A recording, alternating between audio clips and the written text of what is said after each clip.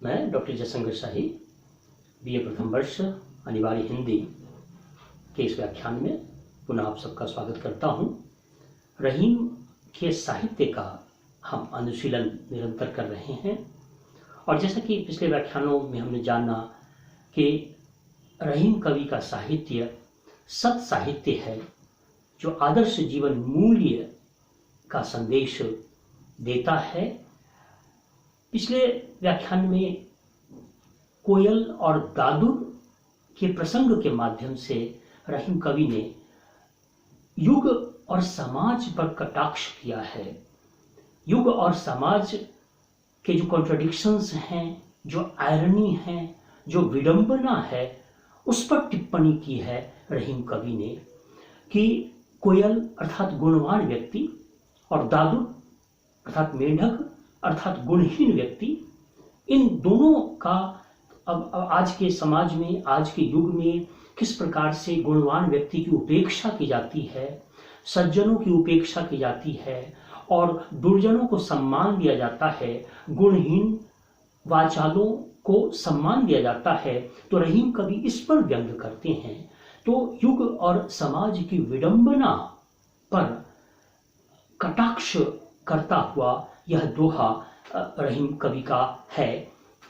एक बार पुनः उस पर चर्चा हम करेंगे। पावस देख रहीम मन, कोयल साधे मौन, अब दादुर बक्ता भय, हमको पूछत कौन। रहीम कवि ने बहुत ही मार्मिक टिप्पणी की है।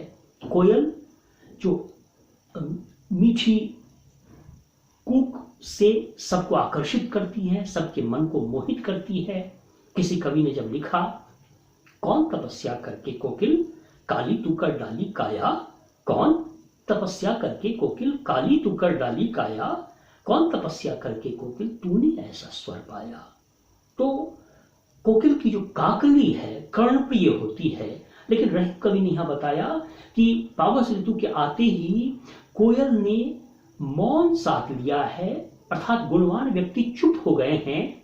और क्या हुआ, अब दादुर वक्ता भय, दादुर कहते हैं मेंढक को, तो जो गुणहीन व्यक्ति हैं वो वक्ता बन गए हैं, वाचाल हैं और उनको सम्मान मिल रहा है युग और समाज के द्वारा।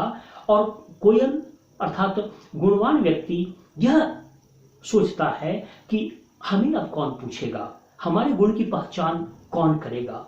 तो यह एक मार्मिक तथ्य को उजागर कर रहे हैं रहीम कवि इस दोहे में। इसके बाद हम अन्य दोहे पर चलते हैं।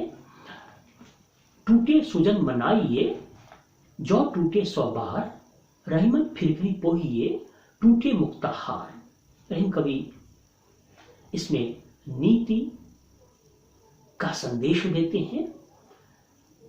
रहीम कवि कहते हैं कि जो सज्जन हैं, जो सुजन हैं, अगर उनसे संबंध आपका टूट गया हुआ है तो बार बार उनसे संबंध जोड़िए। जो सज्जन पुरुष हैं, जो अच्छे लोग हैं, जो सत्पुरुष हैं, जो सच्चे लोग हैं, अगर उनसे संबंध कहीं विच्छेद भी हो गया है तो बार बार हमें उनसे संबंध जोड़ना चाहिए। टूटे सुजन मनाइए, जो टूटे 100 बार, अगर 100 बार भी वो टूट गए हैं तो बार बार उनको मनाइए, अनुहार कीजिए, अनुनय विनय कीजिए और उनसे संबंध स्थापित रखिए। ये रहीम कवि कहते हैं और उदाहरण से इसको साबित करते हैं अपने तथ्य को। रहीमन फिर पोहिए, टूटे मुक्ताहार। जैसे मोतियों की लड़ी, मोतियों की माला अगर हमारी टूट जाती है और मोती बिखर जाते हैं तो उन सारे मोतियों को इकट्ठा करके फिर से हार बना लिया जाता है, क्योंकि वो बहुत अनमोल होता है, कीमती होता है।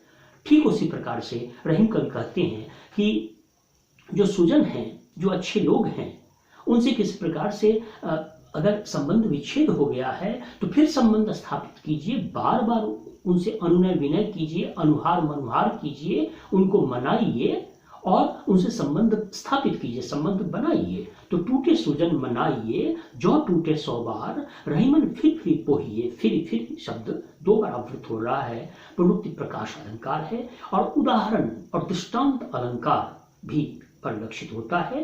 टूटे सुजन मनाइए, जो टूटे 100 बार, रहीमन फिर पोहिए, टूटे मुक्ताहार। जिस प्रकार से टूटे हुए मुक्ताहार को फिर उसको गूंथते हैं, उसी प्रकार से जो अच्छे लोग हैं उनसे किसी प्रकार से अगर मनमुटाव हो गया है तो फिर से उनसे संबंध स्थापित करना चाहिए। यह रहीम कवि संदेश देते हैं।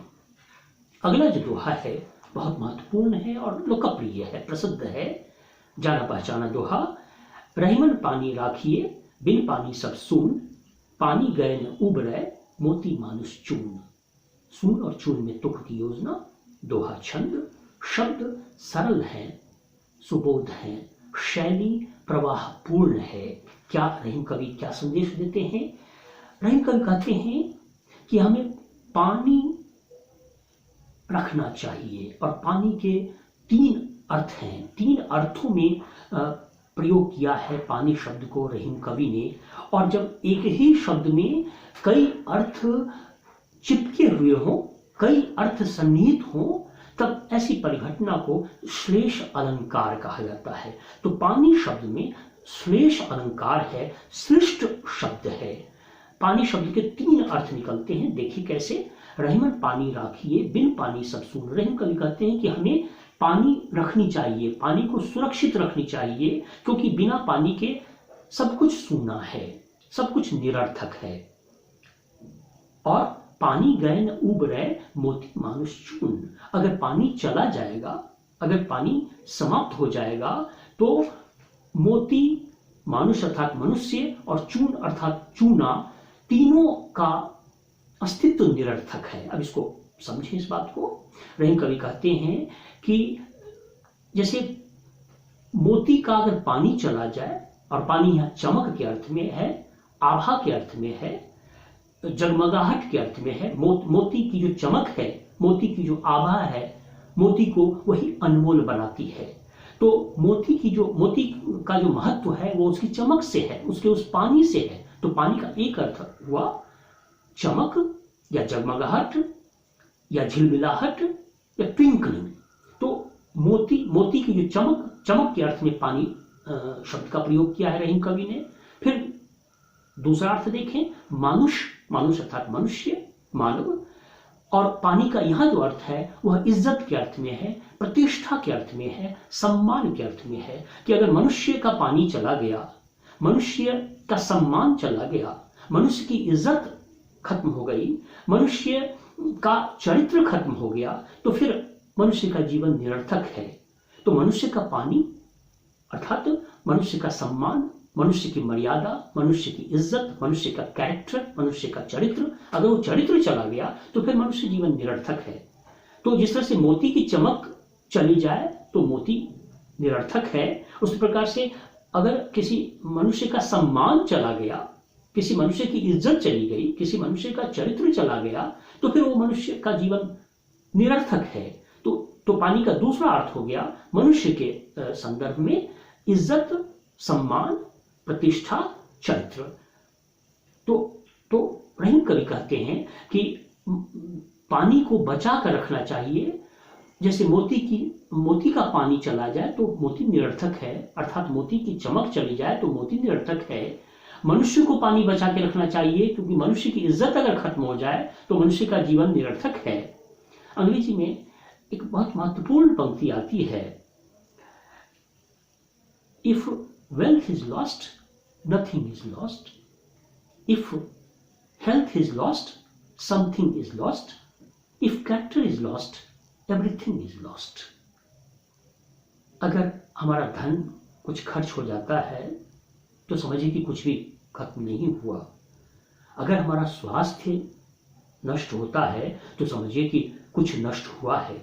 और अगर हमारा चरित्र खत्म हो गया, अगर हमारा सम्मान, हमारा चरित्र, हमारे मूल्य खत्म हो गए, तो समझिए कि जीवन का सब कुछ नष्ट हो गया।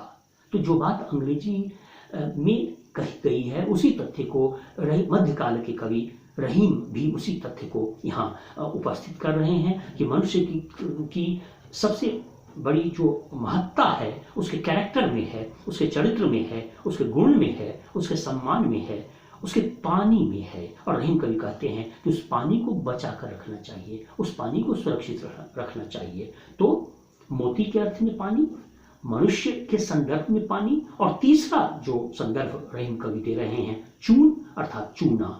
चूना में घुला हुआ पानी रहता है, और अगर वो पानी समाप्त हो जाए तो चूना सूख जाएगा, फिर वो निरर्थक हो जाएगा, उसका अस्तित्व निरर्थक हो जाएगा। तो मोती की चमक, मोती का पानी अर्थात उसकी चमक, मनुष्य का पानी अर्थात उसका चरित्र, उसका सम्मान, उसकी प्रतिष्ठा, और चूने का पानी अर्थात चूने का पानी समाप्त हो जाए तो चूना भी ड्राई हो जाएगा, सूख जाएगा, निरर्थक हो जाएगा। तो अब देखें इसका कि रहीमन पानी राखिए, बिन पानी सब सून, पानी गए न उबरे, मोती मानुष चून।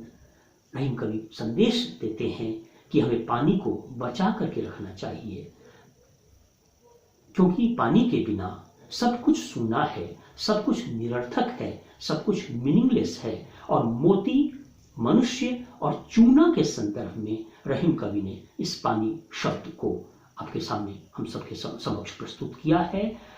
इस दोहे के साथ ही रहीम का यह अध्याय समाप्त होता है, और इसके साथ मैं अपने वक्तव्य को समाप्त करता हूं।